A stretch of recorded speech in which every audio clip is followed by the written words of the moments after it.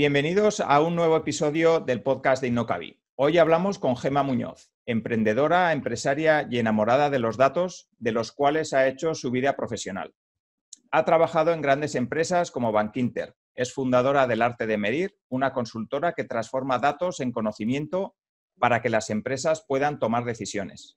Su usuario en Twitter es Sorprendida, y ahora nos contará por qué, y es socia de K-School, que ofrece cursos y másters de marketing online.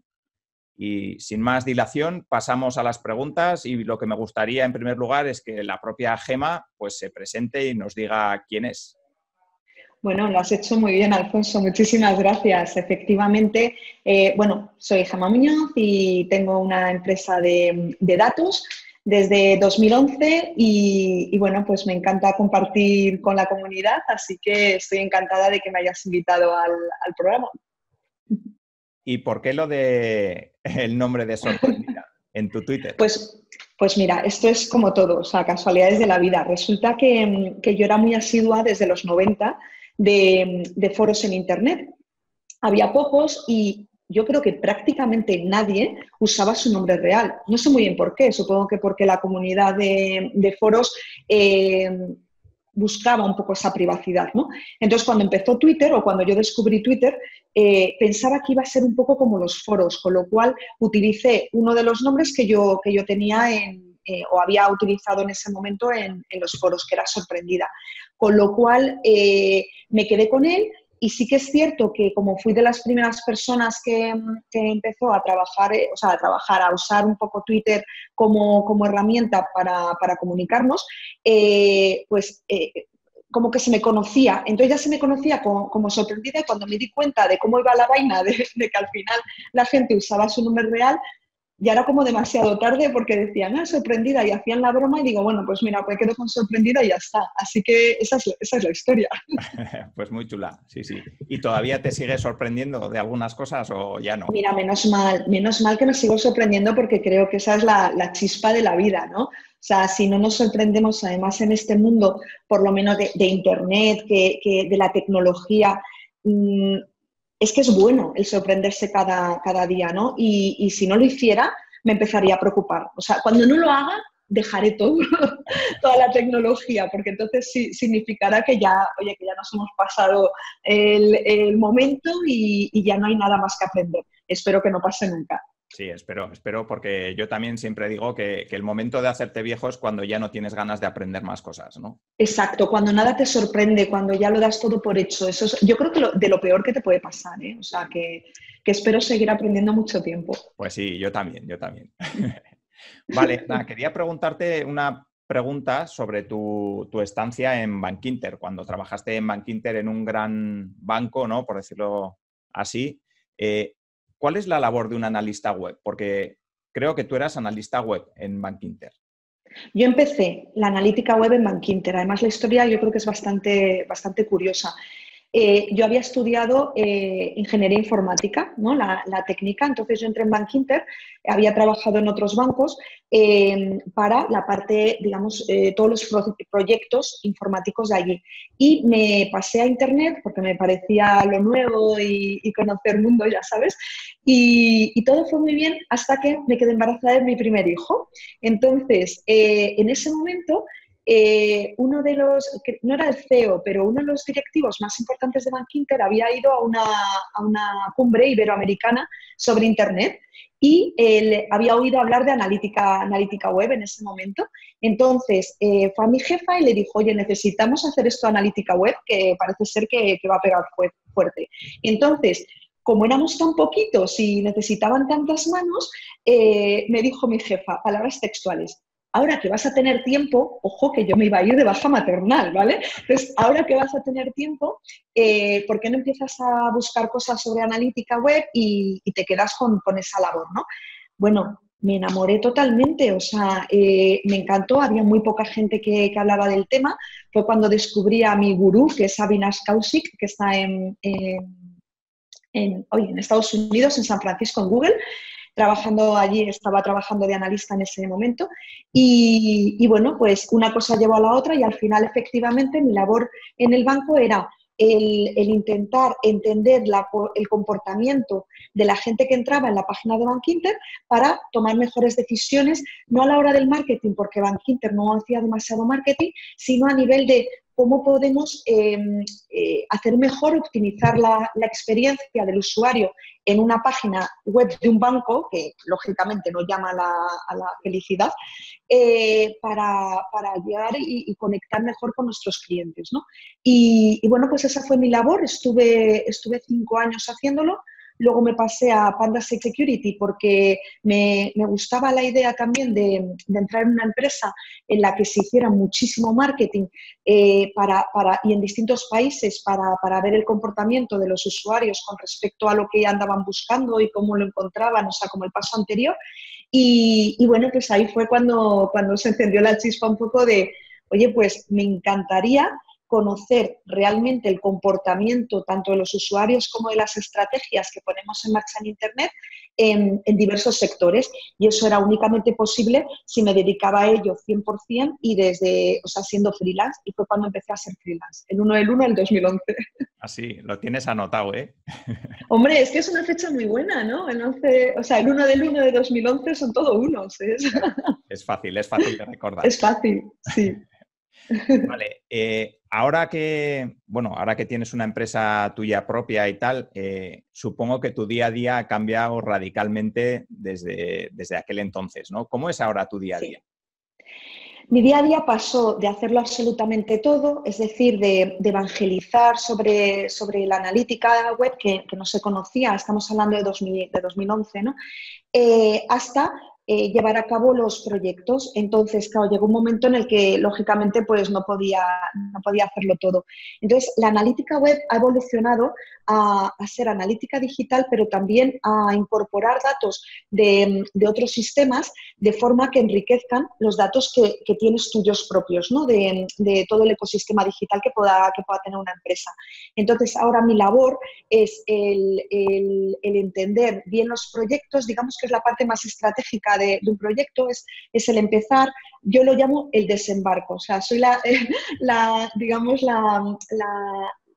responsable de entender bien un negocio desde las tripas de los datos que tienen, las fuentes de datos que contienen dichos datos, el tratamiento que ha de darse a esos datos y, sobre todo, la estrategia de negocio para sacarle partido a los datos. Es decir, ha habido un hype, o sea, aquí se ha puesto muy de moda el tema de Big Data de hace unos años y lo que, desde mi punto de vista, lo que yo me estoy encontrando en muchas empresas es que han hecho una inversión brutal en tecnología, han hecho una inversión brutal en la recogida de estos datos y en almacenarlos, pero realmente no le están sacando partido. Entonces es ahí donde entramos nosotros, ¿no? Yo no vendo licencias de herramientas, yo no me caso con ninguna tecnología, que es lo divertido. Lo que realmente hago es, vale, ¿qué tenemos y cómo podemos sacarle partido? Yo creo que es más hacer el link entre los datos y el negocio, ¿no? Y el ver realmente cómo impactan esa cultura de datos, implementar esa cultura de datos que va a impactar positivamente en el negocio, las estrategias que se siguen, tanto en digital como no en digital. O sea, al final la empresa es un todo, ¿no? Y los datos están en todas las partes de ese negocio. Y entonces lo que hago es precisamente diseñar la hoja de ruta para sacarle partido a esos datos, cosa que hace el equipo. Tenemos varios equipos dentro de la empresa de recogida de datos, o almacenamiento, tratamiento de los datos, visualización de los datos, análisis de los datos y al final pues construir para cada uno de los clientes. Esa es la parte, claro, menos positiva porque no es algo sistemático, ¿no? No es algo que se pueda procesar tal cual en un cliente, incluso en un mismo sector. Lo que necesita cada negocio por su madurez en los datos o madurez en el propio negocio es totalmente distinto. Entonces, a mí me gusta porque al final es, hilando un poco con tu primera pregunta de sorprenderme, ¿no? Es meterme en un nuevo proyecto con el momento de dónde está ese cliente, cómo se le puede ayudar, en qué puntos son los importantes para hacer los quick wins del proyecto y el traducir esas necesidades de negocio a tareas que se tienen que hacer con los datos. Esa es un poco mi labor. Y también sigo evangelizando porque me gusta mucho hablar, como puedes comprobar. Entonces, me gusta mucho ir por determinados eventos contando, ostras, pues todo lo que se puede hacer con los datos. Porque es que es eso, o sea, al final, yo creo que hay muchas empresas que están un poco defraudadas con esa inversión que han hecho en el Big Data, sin luego sacarle partido. Entonces, lo que intento es en ese tipo de eventos el contar el por qué está bien hecho lo que han hecho hasta entonces con el Big Data, pero realmente cuál es el siguiente paso. Claro, y además lo interesante, entiendo, de tu trabajo también es que te metes muy en el negocio. O sea, hace falta también mucha confianza de la empresa, no solo para ofrecerte los datos y toda esa recogida y cómo los extraen y todo eso, sino también para contarte cuáles son las estrategias de negocio para que luego tú puedas casar todos esos datos y toda esa información. Es vital. De hecho, yo soy muy partidaria de que cada análisis, o sea, no es cuestión, claro, con el Big Data es que es cierto que la gente es como, ostras, si tengo todos estos datos vamos a utilizarlos todos, ¿no? O sea, es como, toda la vez. No, ten presente en la pregunta de negocio que quieres contestar, que necesitas contestar para actuar. Y a partir de ahí, entonces, trabajamos. Con lo cual, si no conozco esa parte del negocio que se quiere contestar, digamos, para qué necesitan realmente esos datos, es imposible. Ya puedes hacer el mejor análisis de la historia de la humanidad, que si no sirve para cambiar algo, es que no te vale de nada, ¿no? Sí. Ahí es un poco también esa disyuntiva, ¿no?, entre datos e intuición, ¿no? Que muchas veces parece que estamos tan rodeados de datos y que todo tiene que estar medido y todo tiene que estar al milímetro que muchas veces parece que la intuición... Tampoco yo es que sea muy amigo de la intuición y de esos visionarios, ¿no?, que acaban viendo ahí una cosa... No sé cómo, ¿no? Y parece que han dado en el clavo porque son, yo qué sé, que ven el futuro, ¿no? Yo sí que soy más de datos que de intuición, pero no sé a ti qué te parece y si una cosa está reñida con la otra. Para nada. Ten en cuenta que para mí lo importante es combinar realmente tres cosas. Uno, la experiencia, es decir, por mucho que yo sepa analizar datos, yo no tengo a lo mejor la experiencia que tiene la gente que decide en un determinado negocio. Vamos a poner un ejemplo que creo que se entiende mejor. Por ejemplo, un cliente nuestro que es Zara, de Inditex, todo el mundo lo conoce, se basa muchísimo en la intuición para ser referente, porque lo que quiere realmente es hacer cosas que nadie más haya hecho y cosas que todavía no han hecho, con lo cual no hay muchos datos para ello, ¿no? Entonces, la combinación de, uno, experiencia, dos, la intuición de lo que puede funcionar y tres, los datos para garantizar que lo que están poniendo en marcha realmente está cumpliendo los objetivos, para mí es el cóctel molotov, ¿no? O sea, es realmente la base del éxito. Mira, por ejemplo, en un día como es el Black Friday, que se pone en marcha, en el caso de Zara o de cualquier retailer, nosotros, por ejemplo, trabajamos muchísimo con el real time, ¿no? Es decir, qué está pasando en cada momento de forma que podamos actuar sobre ello. Entonces, por ejemplo, cualquier tienda que tenga un día, es decir, estamos hablando de 24 horas en las que quiere cumplir un objetivo de negocio, que es vender todo esto, tenemos que ir sabiendo qué pasa cada hora o cada 30 minutos, ¿no?, que suele ser el tiempo que tarda una herramienta en refrescarlo todo, para tomar las decisiones. Entonces, una tienda pues como Zara o como Bimba y Lola o como Mango, ¿qué es lo que busca? Pues busca saber que a las 11 de la mañana tenía la predicción hecha con los datos, ¿vale?, de que tengo que estar vendiendo X camisetas, por ejemplo, para llegar a cumplir al final del día mi objetivo de negocio. Si no lo estoy haciendo a las 11 de la mañana, ostras, vamos a ponernos las pilas, vamos a hacer acciones del estilo de poner más camisetas en la home o de hacer alguna acción de marketing, por ejemplo, en AdWords para salir los primeros con un determinado tipo de camisetas, no lo sé, o sea, es un ejemplo, ¿no? Entonces, esa combinación de la experiencia que ya tiene la persona que decide con la intuición que le da también esa experiencia y el haber ido aprendiendo y los datos de qué está ocurriendo en este momento o qué ha ocurrido en el pasado, si puedo haberlo medido, si tengo un histórico, es que es lo que realmente hace que una estrategia, ostras, funcione o no funcione, ¿no? Claro. Ya que pones este caso, por ejemplo, aquí se unen datos offline, porque los datos online entiendo bueno, que es más sencillo, ¿no? Pero los Es más offline fácil. quizá sea mucho más complicado y ya casar los online con los offline ya tiene que ser la pera, vamos. Mira, decía el Jeff Bezos, que me hace muchísima gracia, que si puedes confiar un 80% en la información, es que ya vas tarde. O sea, hay muchas cosas, de verdad, parece reñida, ¿no? Con lo que voy a decir parece muy reñido con lo que he dicho hasta ahora, pero de verdad que no lo es. Tú no puedes tener absolutamente la convicción de que eres 100% exacto, porque no, o sea, es imposible que seas 100% exacto.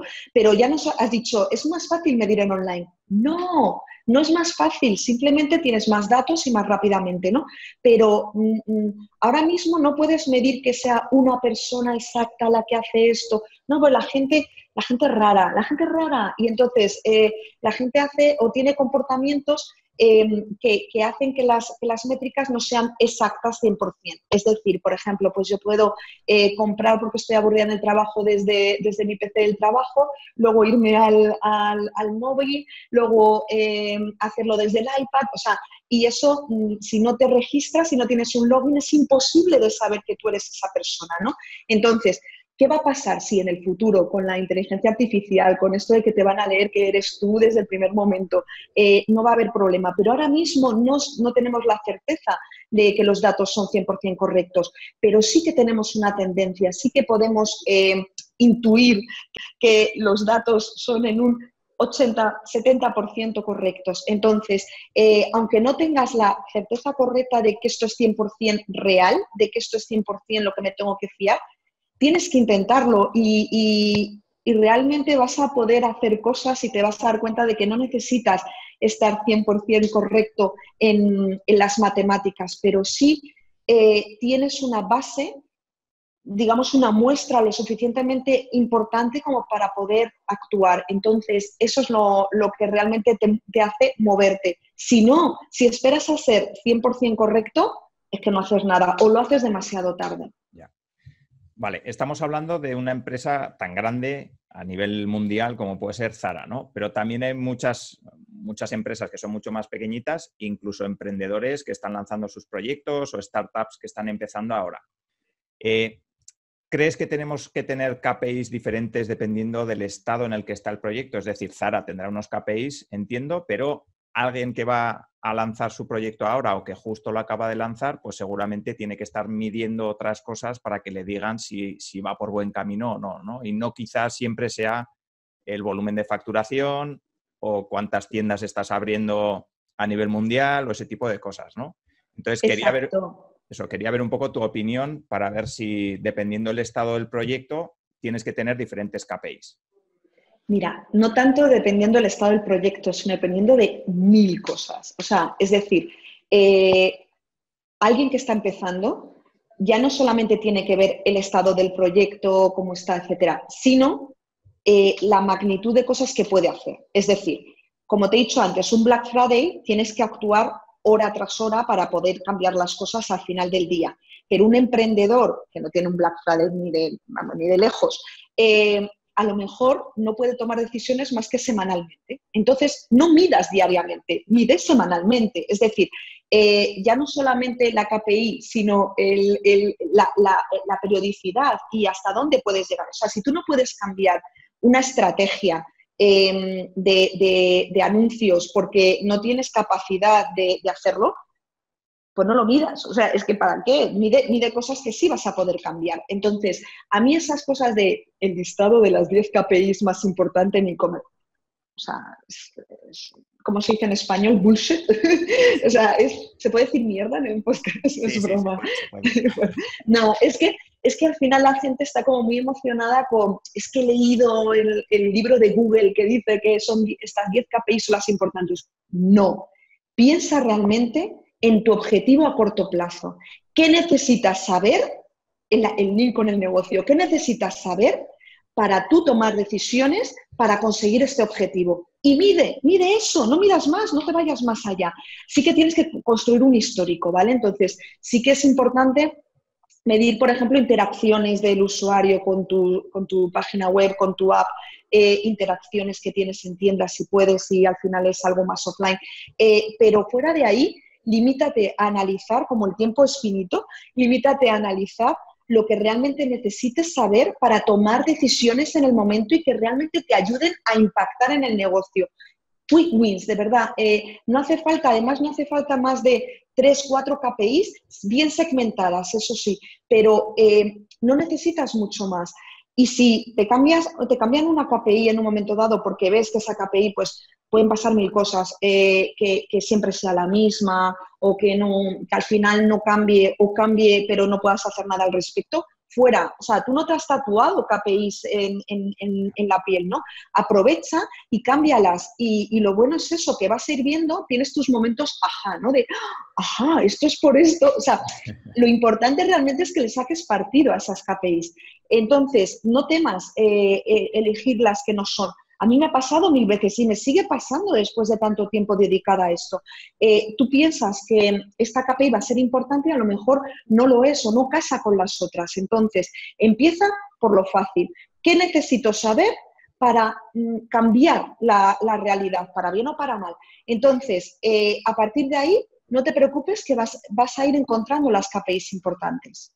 Vale, a mí hay un concepto que leí en el libro de Lean Analytics, que es la métrica que realmente importa, que me parece que es un concepto interesante. Igual es demasiado simplificado, porque solo quedarte con una, pues quizás sea un poco excesivo, ¿no? Pero sí que es verdad que es un concepto que a mí me gusta porque tiende a ir en la línea de simplificar mucho, ¿no? Al final, lo que nos ocurre muchas veces en las empresas es que tenemos mogollón de datos y al final no sabemos interpretarlos y no sabemos qué hacer con ellos, ¿no? Y eso es... Mira, lo que dices casa mucho con un concepto que tengo, o sea, que he llevado a la práctica desde el principio, que se llama el árbol de las KPIs. Esto es, a partir de una KPI, ¿vale? Imagínate, la KPI puede ser ingresos, ¿vale? Mira los ingresos.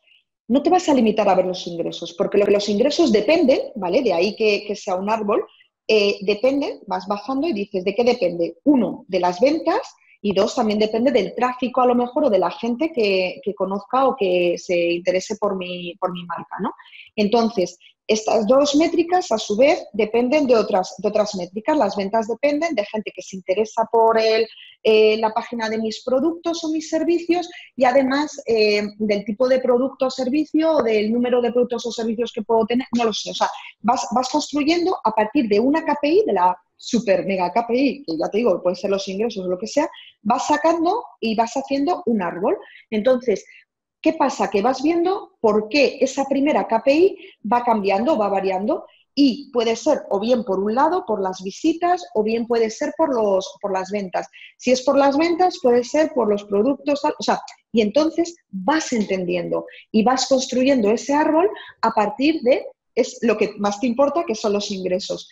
E incluso puedes ir segmentando, como te decía, esas KPIs por ejemplo, el canal de tráfico por el que estás adquiriendo esas visitas o no, o por el tipo de producto que te está trayendo esas visitas. La ley del Pareto siempre funciona, ¿no? El 80% de los ingresos vienen por el 20% de los productos. Averigua qué productos son, averigua qué tipo de gente viene, averigua, o sea, si es que yo no entiendo cómo a la gente no le gusta lo de la medición, si es que es una aventura, o sea, tú eres muy joven, pero en mis tiempos que existían esos libros de Elige tu propia aventura, es un poco eso, ¿no? O sea, vas eligiendo el camino que vas tomando para ver realmente qué KPI es la que te interesa. Y ya te digo, o sea, parece difícil, claro, parece difícil si no lo linkas, si no lo linkas, no sé la palabra ahora mismo, esto lo encajas con el negocio, exacto. Pero muchas veces las KPIs que a lo mejor tienes en mente, cuando las vas haciendo el árbol, resulta que dices, o sea, es que me falta, ¿qué me falta para saber esto? Ah, pues me falta tener esta otra KPI, con lo cual todo cobra sentido, ¿no? Al final. Sí, a mí ahí en lo que cuentas lo más peligroso me parece la diferencia o bueno, encontrar la causalidad en una correlación, ¿no? Porque muchas veces ocurre que tenemos dos métricas que parece que bueno, que están correladas, o sea, al final que una se comporte igual que la otra y dices, joder, tiene que ser por esto. ¿no? Y a veces no es así. O sea, la correlación... Prueba-error, Claro. prueba-error. Claro, entonces muchas veces, como no estás seguro, dices la parálisis post-análisis, ¿no? Ah, es que no estoy seguro, ¿no? Pues prueba. Y si realmente esa correlación tiene sentido por las decisiones que vas tomando, pues fantástico que no, seguimos buscando, ¿no? O sea, al final es un poco eso. Al final es un poco como la metodología Lean Startup, ¿no? Yo planteo una Claro. hipótesis, planteo un experimento, lo mido y en base a esa medición pues decido, ¿no? Qué hacer o qué no hacer, si modifico las hipótesis de partida o si realmente se han cumplido. Y si modificas y tiene el resultado deseado, fantástico. Que no, vamos a probar otra cosa. Sí. Vale, cuando llegas a una empresa y te dicen, vale, queremos establecer un sistema de medida o queremos medir una serie de KPIs, yo entiendo para mí, así, a ver qué me dices tú, lo más difícil tiene que ser saber si los datos que tienen hasta ese momento son reales o no. No sé si es Ese así. es el primer paso, totalmente de acuerdo. O sea, para mí hay un modelo de madurez en una empresa, independientemente de su tamaño. Esto es importante porque muchas veces ahí me dicen, bueno, es que no somos Zara y entonces no queremos empezar por... Digo, no, vamos a ver. Ahí me da igual el volumen de datos que tengas, pero el camino es exactamente el mismo, seas Hermanos Ferreteros o seas Zara. O sea, es exactamente el mismo. ¿Por dónde empezamos? Por la gestión de los datos. ¿Qué datos tenemos? ¿Cómo los estamos recogiendo? Normalizarlos, porque muchas veces te pasa que, a lo mejor una startup es más difícil porque tenemos a Pepe, que es el informático, y además el que se dedica a no sé qué. Entonces, las métricas que él maneja son las mismas. Pero en una empresa a lo mejor mediana o grande, que unos tienen la métrica, la miden de una forma y otros de otra, entonces claro, y en teoría es la misma métrica, pero nunca casa. O sea, eso es lo importante, porque ya puedes hacer el mejor análisis de la historia de la humanidad, que si los datos no son los correctos y alguien se da cuenta, la confianza te la has cargado. Eso significa que el análisis no te vale para nada, pero ni futuros análisis, porque siempre se van a escudar, la gente se va a escudar en, bueno, a ver si esos datos son los correctos o no, ¿no? O sea, ya tienes como la carga, ¿no? La losa de la calidad de los datos. Entonces, lo principal es gestión de los datos. Una vez tienes la gestión de los datos, al final ya estás preparado para empezar a analizar y ya empiezas a enriquecerlos con otros datos, etcétera. Pero efectivamente, lo primero y primordial es, 1, ¿qué estás midiendo? Si estás midiendo ya algo. Y 2, ¿cómo lo estás midiendo? A partir de ahí empezamos a construir. Son los cimientos. Vale. Y luego he leído por ahí también, por ahí en tu blog, realmente. ¡Ay, qué bien! Buena fuente. Eso es. Usáis el método Mambo, que me hizo gracia, además lo oí en el podcast de Campamento Web también, y me gustaría que lo explicaras un poco. Yo ya oí la explicación en aquel episodio, pero sí que me gustaría para nuestros oyentes que nos cuentes un poco, pues eso, cómo trabajáis, ¿no? Y qué es esa metodología y cómo se debería hacer bien en una empresa. Pues es muy fácil, o sea, es una metodología que a nosotros nos ha funcionado muy bien y de hecho la cuento en extensión en el libro Big Data como activo de negocio, precisamente porque es la base o los cimientos que te comentaba anteriormente, ¿no? Se trata de, 1, meditar el negocio, es decir, lo primero que tengo que hacer antes de elaborar cualquier cultura de datos en la empresa es saber qué es lo que necesito y qué tipo de datos voy a necesitar para construir, ¿no? Para dar salida y entender el negocio, ¿no? A partir de ahí, efectivamente, la M de meditar, cerramos el ordenador, o sea, no necesitamos ningún programa ni nada parecido, lo que necesitamos es entender bien las tripas. A partir de ahí, adquirimos los datos, es decir, saber exactamente qué datos voy a necesitar y para qué, e ir a recogerlos, almacenarlos, etcétera. A partir de ahí, la M de manejar los datos, es decir, todo el proceso ETL, o sea, extracción y tratamiento de esos datos, ¿no? El load lo hemos hecho previamente en el adquirir. Y tratando esos datos con las herramientas que tengamos a nuestra disposición, estaremos en disposición de preparar y poder linkar, como decía, ese negocio a los datos que tenemos. Con lo cual nos vamos a la B, de buscar en los datos. Ahí es cuando ya lo que hacemos es intentar desarrollar una hipótesis o un resultado a la pregunta de negocio. Todo esto, claro, si busco los datos y no encuentro, tengo que volver a la M de manejar los datos para volver a intentar buscar. No es un proceso lineal, sino que es totalmente cíclico.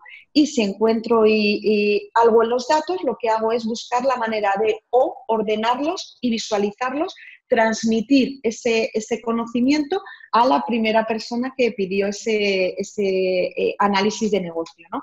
Entonces, la única forma que tenemos de realmente impactar en el negocio es, 1, entender bien el negocio. 2, o sea, yo no puedo llegar y hablar de depósitos bancarios si no sé lo que es un depósito bancario. No puedo ayudar a una estrategia de SEO si no sé cómo funciona el SEO. Entonces, es muy importante meditar, adquirir los datos que necesito, manejarlos, buscar en los datos o analizar lo que tengo y a partir de ahí ordenarlos y dar la solución del negocio. No hemos descubierto la rueda ni falta que hace. Está muy pensado, muy elaborado a partir de la metodología CRISP-DM, que es una metodología que se usaba en CRM, de toda la vida, y la hemos un poco adaptado a lo que hacemos nosotros para poder conseguir el resultado, que al final es eso, el entender bien qué necesito y qué es lo que me dicen los datos para poder actuar en consecuencia. Vale. Si tuvieras que dar un consejo a alguien que o bien tiene una empresa y nunca ha medido nada, o bien es un emprendedor que empieza ahora o es una startup, ¿qué consejo les darías para que empiecen a tomar datos en condiciones? O por lo menos para que a futuro puedan tener unos datos que les ayude a tomar decisiones. Mira, lo más importante es lo que yo llamo desayunar con datos. Es decir, por la mañana, temprano, eres hombre, te estás afeitando, eres mujer, te estás arreglando. ¿Qué pregunta tienes? O sea, la pregunta real es, ¿qué necesitaría yo saber hoy para poder hacer más fácil mi trabajo, para poder decidir no en base a una opinión, sino a un criterio? Y entonces, a partir de ahí, realizar el mambo, bailar el mambo. Es decir, ¿qué datos necesito para hacer esto?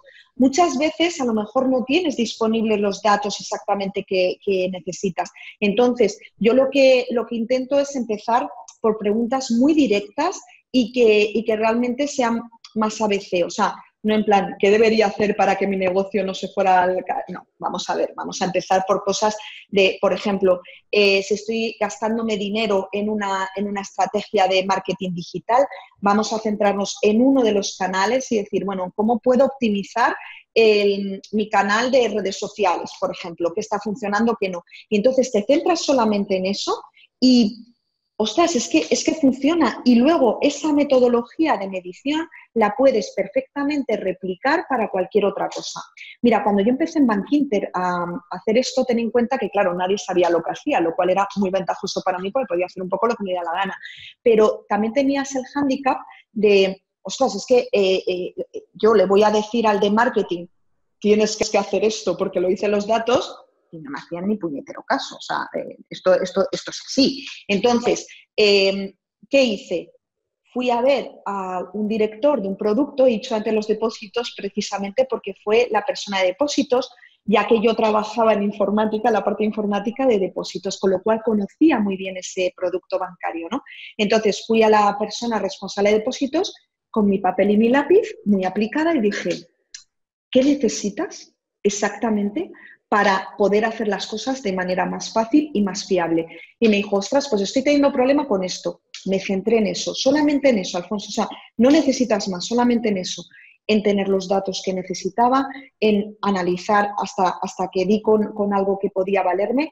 Es muy importante luego hacerlo todo muy visual. O sea, nunca jamás te fíes solamente de este número en un Excel. No, cuéntame una historia, pónmelo bonito y que yo lo entienda. Y entonces, a partir de ahí, empezaron a lloverme las preguntas. Es el primer paso que hay que dar, el encontrar exactamente qué pregunta de negocio hay que contestar e intentar contar la historia que dé sentido a lo que estás diciendo con los datos.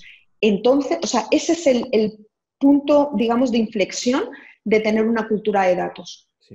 Yo creo que al final lo que estamos hablando mucho es, cuando hablamos de datos parece que es todo muy complejo y tal, y realmente lo que estamos hablando todo el rato es de simplificar, de ir... Simplificar. Eso es, de quedarnos en un único canal de todos los canales en los que podemos estar, de centrarnos en ese, hacerlo bien y luego replicarlo en el resto, ir a métricas muy concretas que sean accionables y que nos permitan tomar acciones. Segmentarlas, con lo cual que puedes tomar acciones, exacto. Eso es, sí. Uh-huh. Ya sé que no eres muy amiga de hablar de herramientas y no usáis ninguna herramienta concreta que, como has dicho al principio, ¿no? Pero si tuvieras que dar un consejo de algunas herramientas que pudiera emplear una empresa más o menos pequeña, no te voy a decir Zara, pero una empresa pequeña, un emprendedor, una startup, ¿cuáles son las herramientas con las que quizá podrían empezar? Mira, yo creo que es un error en empezar con herramientas de pago. Para mí es un error, porque no sabes realmente qué es lo que te va a hacer falta en el futuro. Entonces, hombre, lógicamente, como bien dices, un Zara sí o sí necesita una herramienta de pago por el volumen de datos que tiene. Pero si tú estás empezando con un Google Analytics que, bueno, Google no es una hermanita a la caridad, todos lo sabemos y tiene tus datos y tal, pero al final, para lo que necesitas, de verdad que un Google Analytics para la parte de digital y ten en cuenta que no puedes medir las apps, ¿vale? Para las apps necesitas otra herramienta, pero al final Firebase, que también es gratuita, con Google Analytics, para mí es el combinado ideal cuando empiezas. A partir de ahí, tiras de los datos. Si puedes hacer, por ejemplo, el análisis en un Excel, bien. Si no, toma una herramienta tipo R, que también es gratuita, bueno, es open source, para análisis o tratamientos de datos más orientados a ciencia de datos, ¿no? Con programación, matemáticas, estadística, etcétera. Y visualización, se está gastando también Google mucho dinero en Google Data Studio y es muy intuitivo, ¿vale? O sea, que te puede servir para montar de forma muy rápida e indolora un cuadro de mandos interesante. Es Google, pero es que al final es gratuito y funciona bastante bien. Tienes herramientas como SimilarWeb, que también es gratuita, para ver cómo están los competidores. Por supuesto, es que no son datos reales 100%, vale, pero te da una tendencia, puedes apañarte con eso. Y luego herramientas, si puedes, de mapas de calor, que a lo mejor te pueda ayudar también a ver el comportamiento o la experiencia de los usuarios. Y no tienes que hacer, por ejemplo, un CRM ahí a lo bestia con un Salesforce o tal. Puedes utilizar Google Cloud o Amazon Cloud para almacenar, hacerte un pequeño data lake, ¿no? Con los datos importantes, ya no solo de la parte digital, sino de diferentes sistemas, ¿no? Que tengas internos, con lo cual tengas un solo sitio de donde tirar, y con BigQuery puedes recuperar los datos. Pero vamos, para empezar, yo iría a la suite de Google gratuita porque da bastante buen resultado, y a partir de ahí ya puedes, o ya vas a tener bastante claro qué necesitas si te quieres meter en algo, pues eso, meterte en un Ferrari ya, ¿no? Pero con eso se puede empezar bastante dignamente. Sí, yo creo que sí. Además, Analytics tiene un montón de funcionalidades y ya si lo unes con Claro. Tag Manager y creas eventos y todo ese tipo Y de dimensiones cosas. personalizadas, o sea, al final es un poco jugar. Sí que es cierto que para hacerlo bien necesitas a alguien técnico que te ayude a sacarle realmente el jugo, ¿no? Y el partido a la herramienta. Pero para un básico, o sea, tampoco necesitas virguerías, o sea, que sí. Sí, cuando he dicho Google Analytics no he nombrado, es verdad, Google Tag Manager, pero al final es Sí. digamos, la parte técnica, ¿no? que hace que Google Analytics funcione. Sí, sí.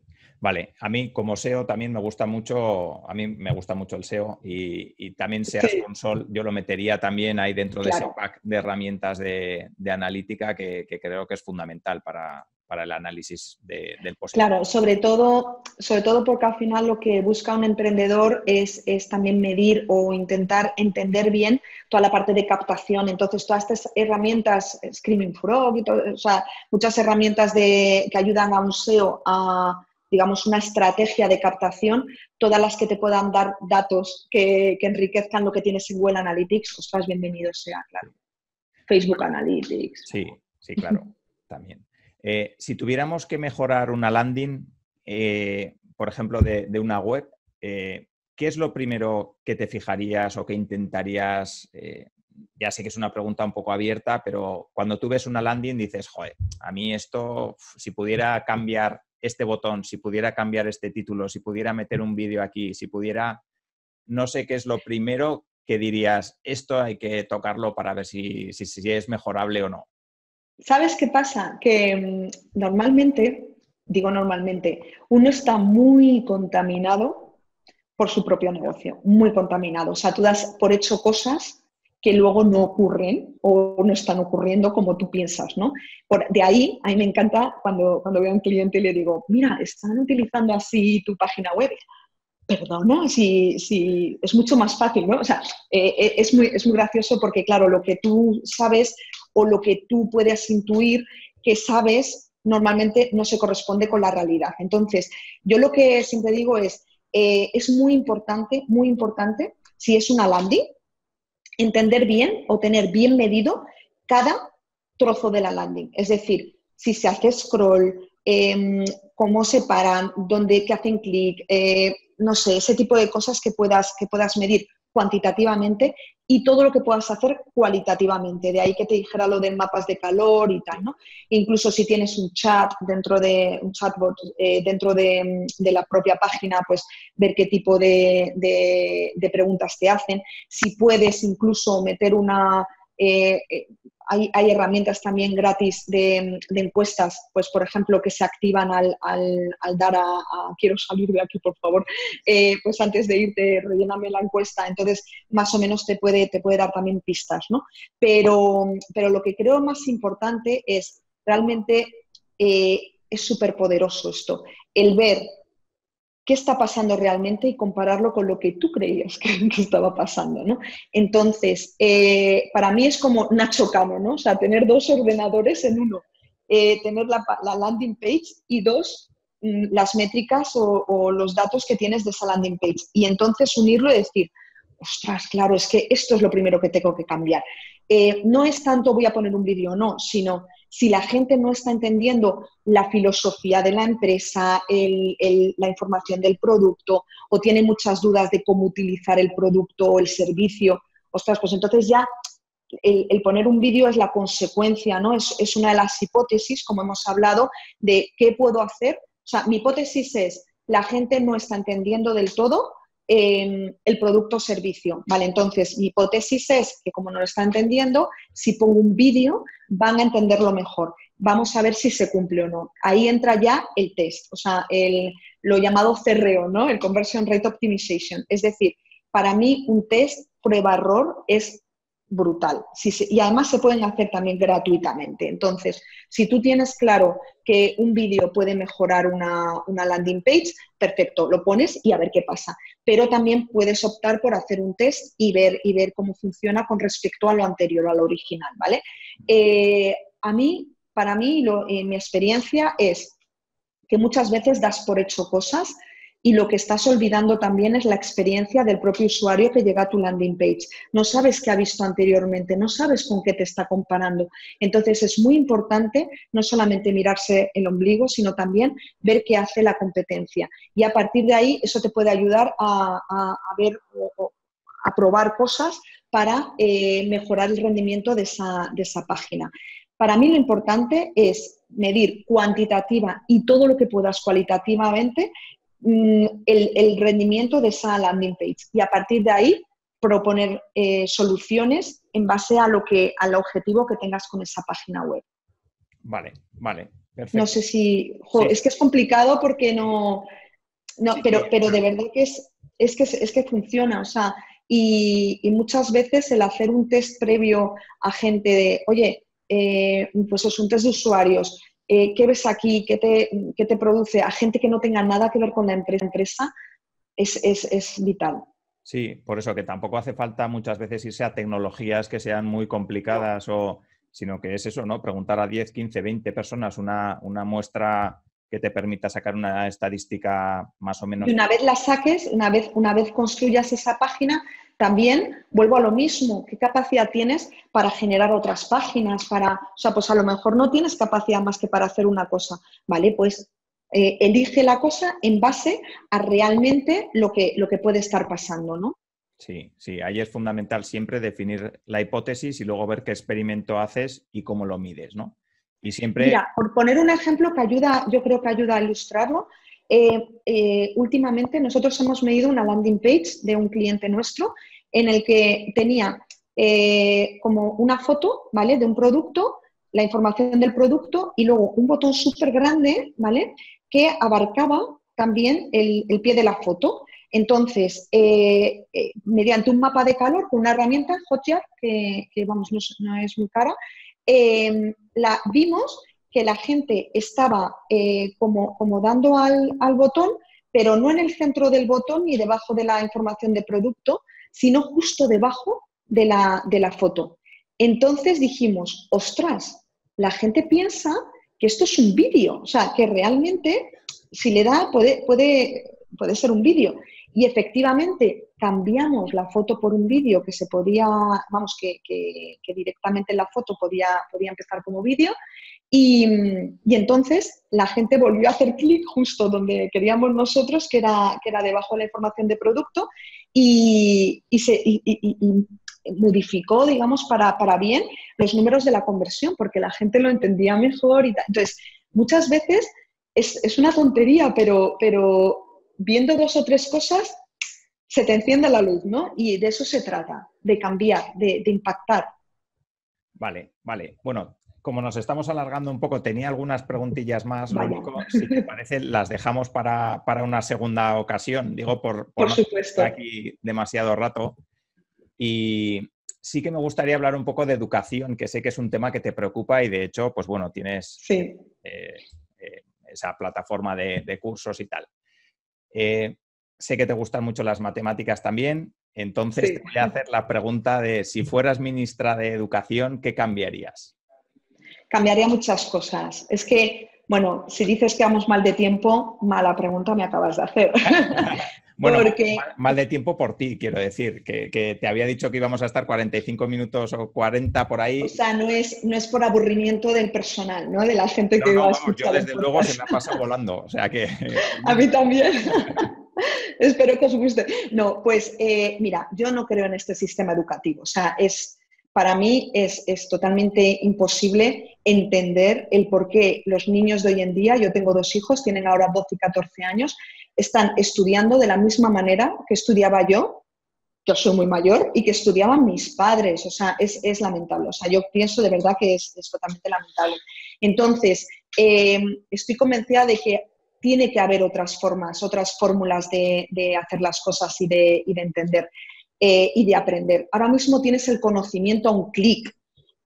No aprendas de memoria una serie de cosas que no te van a ayudar. Por supuesto, tienes que tener una cultura general, por supuesto, tienes que saber cosas, pero yo no entiendo cómo no se dan en los colegios temas tan importantes como cómo puedo, no la contabilidad, por ejemplo, en sí, que tiene que ver con las matemáticas, sino el enseñar a los críos cómo llevar un sistema de ahorro y de luego entender de qué va la vida a nivel de valor, ¿no? De dinero.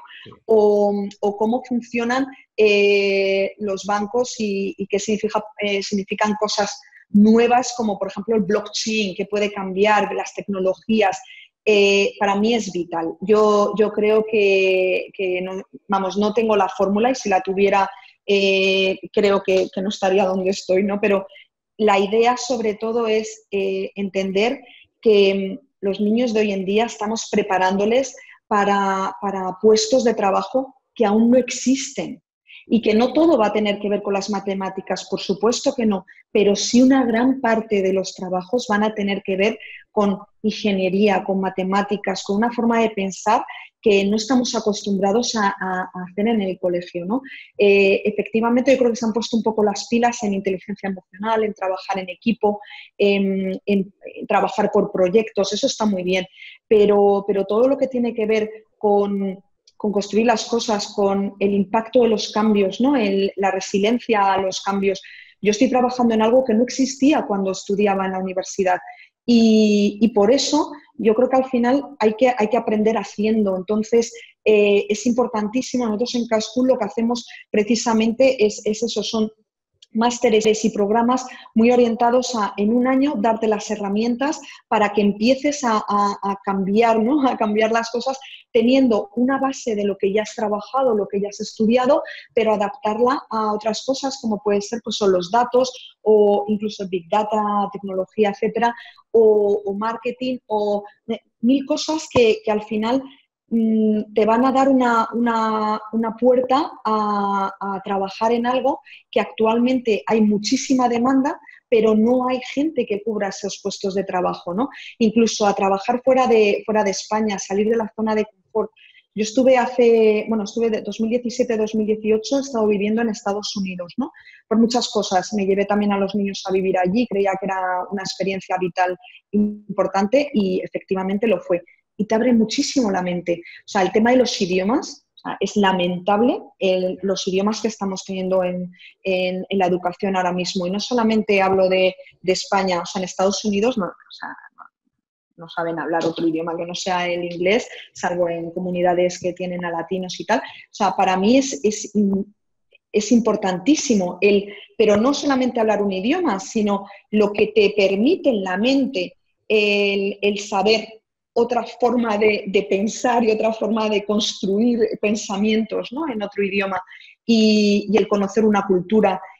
Ahora mismo estamos totalmente globalizados, es decir, da igual que vivas en España o en otro sitio, si realmente yo tengo contacto con gente de Alemania, gente francesa, gente de Estados Unidos, gente de Inglaterra, gente de Suecia. Ostras, todo esto es lo importante y es hacia donde hay que ir. Entonces, esto nos enseña en el colegio. ¿Cómo lo podemos hacer? Pues no lo sé, pero yo sé que ahora mismo lo que hay no funciona. Mis hijos van al Colegio Escandinavo de Madrid porque para mí es el único sitio que he encontrado que realmente hacen las cosas de manera distinta, ¿no? Ya sabemos los escandinavos que son un poco raros haciendo cosas, los finlandeses, la educación y tal.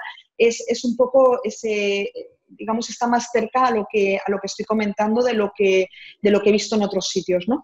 Y aún así me parece que todavía vamos muy por detrás a lo que se esperaría de nosotros en esta educación, ¿no? Para que la gente, los niños que salen a la universidad y que salen de la universidad sepan enfrentarse a cosas, ¿no?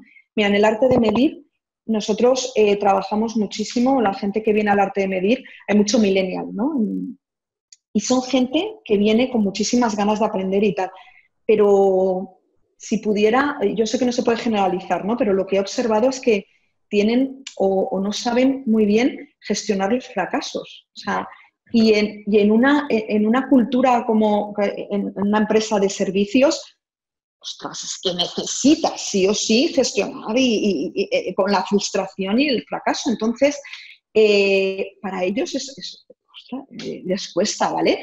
Entonces, yo intento a mis hijos que fracasen continuamente para que le pierdan ese miedo a fracasar. También pongo el ejemplo del arte de medir porque intento hacer las cosas intento ser coherente, ¿no? Y llevar las cosas a todos los niveles. Nosotros trabajamos de lunes a jueves solamente. Los viernes no se trabaja. Pero no se trabaja significa que tú tienes el tiempo para formarte, para tener un proyecto propio, para descansar, para hacer deporte, lo que tú quieras. Pero tienes a tu disposición todo un día para aprender, para innovar, para hacer las cosas de manera diferente.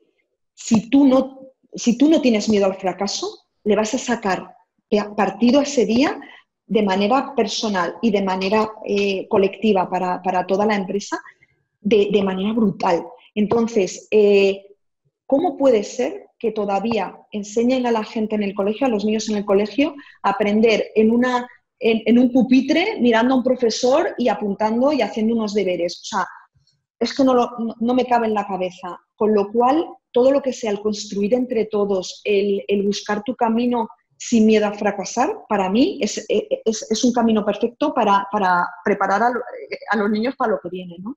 Sí. ¿Cómo me enrollo, Alfonso? O sea, no. Vamos, yo encantado. Sí, y además es que es verdad. O sea, yo coincido contigo. Yo que también soy muy mayor, cuando terminé la carrera, yo estudié ingeniería industrial. Y cuando terminé la carrera, bueno, y cuando estudiaba, el emprendimiento no existía. Vamos, no había emprendedores. O sea, Claro. no, lógicamente, había gente que montaba negocios y tal, pero no estaba la cultura que quizá tenemos hoy en día, ¿no? O sea, que hay algunas cosillas sí que se han ganado.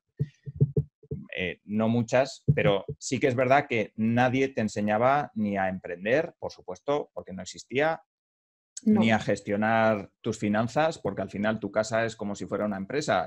Tienes un dinero que entra, un dinero que sale. Y eso te lo tienes que gestionar, porque si no, como te quedes en números rojos, la has liado. Estás perdido. Eso es. Entonces, al final, vale, quizás no vas a ser nunca emprendedor o nunca vas a montar un proyecto, pero vas a tener tu casa, tu mujer, tus hijos, tu marido. Vas a tener que ir al supermercado a comprar. Eso es. Entonces, al final, yo creo que ese tipo de cosas es que es lo que dices, ¿no? Increíble que todavía no se estén enseñando en los colegios, porque todos los niños y niñas van a tener que pasar por vivir, ¿no? Y por llevar su propia casa. Exacto. Pero fíjate, por ejemplo, una cosa tan tonta como una clase de cocina, puedes decir, y mira que a mí no me gusta cocinar, nada, tengo la inmensa suerte de que mi marido ama cocinar porque si no, vamos, estaría pizza, ¿vale? Pero solamente una clase de cocina lo que te enseña es que tienes que seguir una receta, pero una vez aprendes esa forma de hacer cosas, puedes ir incorporando tú mismo tu propia forma de hacer cosas de forma que el resultado, en este caso un plato, tenga tu toque. Tú fíjate, para emprender es exactamente lo mismo. Puedes aprender a hacer pues cómo se hace una empresa, puedes dar cursos, por supuesto, pero tienes que ponerle tú tus propias especias para que finalmente sea lo que quieres que sea. Entonces, si nadie te enseña a seguir ese método, ¿cómo es posible? Porque claro, lo que te enseñan es, no inventes, no incorpores cosas, tienes que aprenderte esto así porque esto es así y ya está. No, es que te estás perdiendo la gracia del asunto. Entonces, claro, hasta ahora es posible sobrevivir simplemente siguiendo unas normas y siguiendo unas reglas, ¿no? Esto se hace así porque siempre se ha hecho así. A partir de ahora eso no va a ser posible porque vas a tener que diferenciarte y la única forma de diferenciarte es incorporando tu propia, por intuición y por datos, tu propia, digamos, forma de hacer las cosas, tu propia fórmula. Si no sabes cocinar o si no has probado nunca cocinar, no tienes nada en lo que basarte, no tienes, bueno, a lo mejor sí otras cosas, pero te quiero decir, es un ejemplo para que sepas que con creatividad más el conocimiento es lo que da resultado, ¿no? Sí, totalmente de acuerdo, vamos. Y de hecho, esa manera de enseñarnos es un poco lo que decías, ¿no? Que al final salen las personas de estudiar y no tienen tolerancia a esa frustración, porque se creen que las cosas son así y siempre van a ser así. Y tienen que ser así. Claro, y cuando se desvían un poco de ese camino, pues les resulta muy difícil entender, pero si esto se hacía así, no puede ser que ahora esto no siga lo que me han dicho que tiene que ser. Entonces... Sí, y adaptarse al cambio es vital. Y lo que funciona hoy puede no funcionar mañana. Y me acuerdo cuando yo analizaba páginas pues eso, a principios de los 2000, se llevaban muchísimo pues una serie de colores, de tipografías y formas, ¿no?, de vender cosas. Pero ahora no tiene absolutamente nada que ver y lo que, ya te digo, lo que funciona hoy puede no funcionar mañana, entonces tienes que estar atento.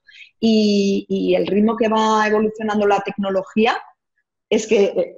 si sabes, en mi caso, claro, yo no estudié informática, yo sabía programar en COBOL, en CIX, DB2, o sea, soy dinosauria totalmente. Fíjate ahora, DB2 puede ser la base digamos, los lenguajes, ¿no?, de base de datos, pero ahora ya no funciona así, pero tienes que adaptarte, tienes que tener, pues eso, una base sobre la que vas enriqueciendo y haciendo otras cosas. Si no tienes esa capacidad de cambio, es que vas a estar muerto en hay menos. Sí. Muerto profesionalmente hablando, claro. Sí. Bueno, pues nada, yo creo que con charlas como esta y con personas como tú que nos ilustran, yo creo que las ganas por lo menos de que esto cambie y de que esto siga adelante y de que cada vez haya más personas con interés, con con conocimiento, por supuesto, y con ganas de innovar, pues yo creo que la cosa irá bien, espero. Espero haber aportado mi granito de arena, de verdad. Sí, hombre. Muchísimas gracias por la oportunidad.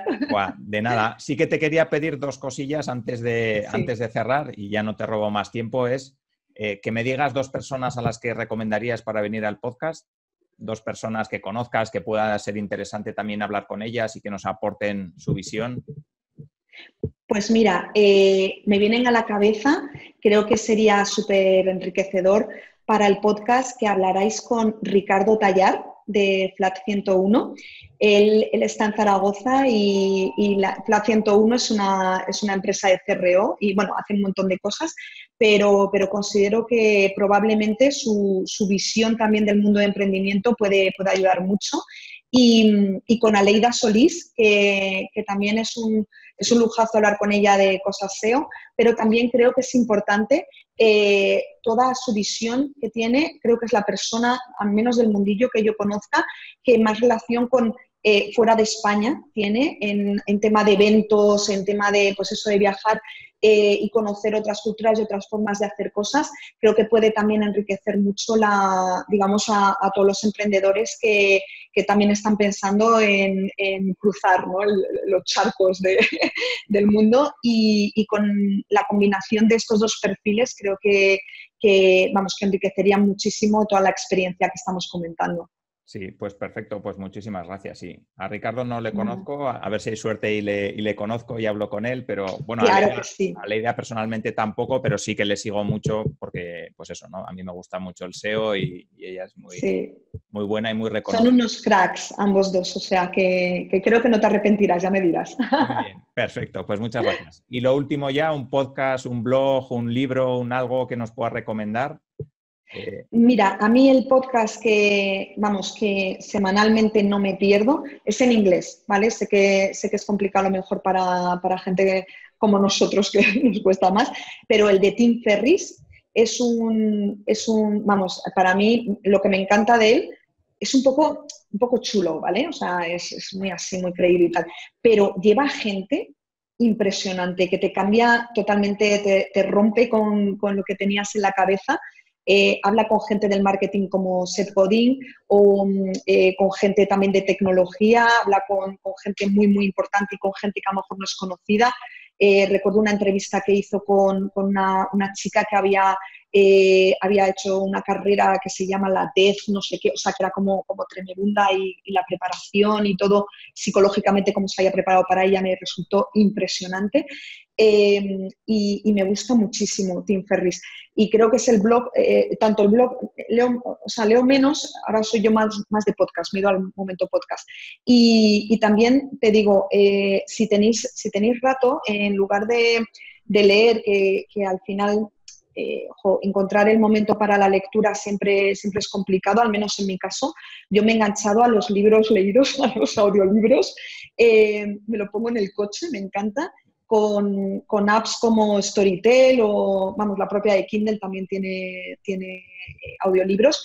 Un montón de libros de emprendedores que son como los libros de cocina. Hoy estoy con la cocina, no sé por qué, pero que a lo mejor tiene muchas recetas con que una receta ya la pongas en práctica me ha servido. Y escucho muchísimo, ya es que me interesa muy poco la política, entonces como últimamente este mundo solamente es de política, he dejado de escuchar la radio y escucho audiolibros en el coche. Ya te digo que libros de emprendedores ahora hay muchos y son súper interesantes en español. Y ese podcast de Tim Ferriss creo que es ahora lo que creo que puedo y debo compartir porque me ayuda muchísimo. Vale, pues perfecto. Y ya lo último es dónde te pueden encontrar nuestros oyentes para saber más de ti, para saber qué es lo que haces, para conocer el arte de medir o para contratarte, por supuesto. Si no se han aburrido... No creo. Yo tengo un blog que se llama ¿Dónde está Avinash cuando se le necesita? Por Avinash Kaushik, en los momentos esos de frustración que me dio al principio. Y bueno, pues intento allí compartir todo lo que se me ocurre, tanto de podcast, tengo el podcast, se llama El Arte de Medir, en iVoox y en plataforma podcast. También está en Spotify, creo, y en Apple. Y luego la web también, elartedemedir.com, tenemos ahí también un montón de recursos gratuitos y oye, pues si estáis interesados en que os eche un cable, ya sabéis dónde estoy, que me encantará conocer vuestro proyecto. Perfecto. Y en tu Twitter sorprendida, ¿no? Que no sé si En mi Twitter sorprendida, sí. Jo, lo tengo más abandonado últimamente porque no encuentro tampoco el momento. Tengo que empezar a leer sobre productividad y gestión del tiempo, estoy fatal. Pero efectivamente, en Twitter sorprendida soy, vamos, es muy profesional. En LinkedIn también por mi nombre, Gemma Muñoz Vera. Y la verdad es que, oye, pues la conversación donde queráis será siempre interesante compartir porque, ostras, creo que al final esto va mucho de eso, de compartir y de intercambiar experiencias porque todo cambia muy deprisa y oye, pues lo que pueda aportar no me cuesta nada y estaré encantada. Pues perfecto. Pues muchísimas gracias, Gemma, por haber venido al podcast, por este rato tan ameno de conversación, por todo lo que nos has enseñado y nada, decirte que cuando quieras volver, pues tienes el micrófono abierto. Bueno, en tu caso tu micrófono es tuyo, pero vamos, quiero decir, espacio para poder hablar. O sea que yo encantado de que hayas estado aquí. Ha sido un placer, de verdad. Muchísimas gracias por la oportunidad y estoy a tu disposición también. Así que cuando quieras saber y comentar más cosas, estoy aquí. Pues muy bien, hasta aquí el episodio de hoy. Espero que os haya gustado y como siempre, pues podéis dejar vuestras valoraciones y comentarios si queréis conocer más de Gemma o si queréis aportar algo más a la conversación que hemos tenido. Un saludo y hasta siempre. Muchas gracias.